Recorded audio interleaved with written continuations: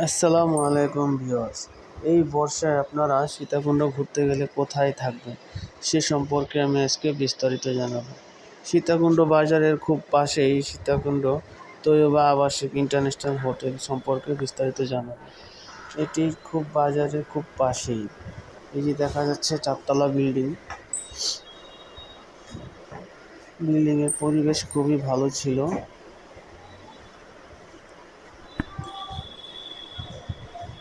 আমরা প্রায় 4 বেডের একটি রুম নিয়েছিলাম, যার ভাড়া পড়েছিল ৯,৫০০ টাকা।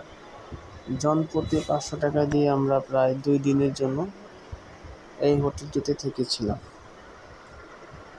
এই হচ্ছে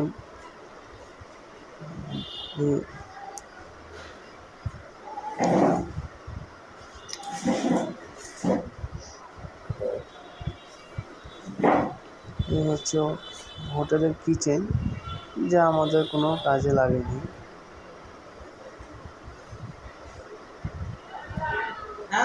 এই হচ্ছে বেসিন, এই হচ্ছে ওয়াশরুমটা খুব মোটামুটি ভালোই ছিল।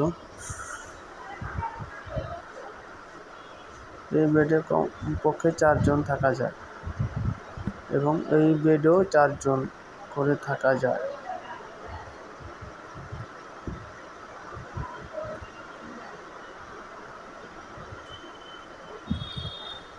প্রতিটা রুমে একটা করে বারান্দা ছিল। এখন ওই রুমের ভিতরে আরেকটা রুম ছিল। এই রুমে প্রায় আমরা 6 জনের মতন থেকেছিলাম। এই রুমেও একটি বারান্দা ছিল। আপনারা চাইলে এই হোটেলটিতে এসে থাকতে পারেন। আমি ডিসক্রিপশনে হোটেলের নাম্বারটি দিয়ে দিব।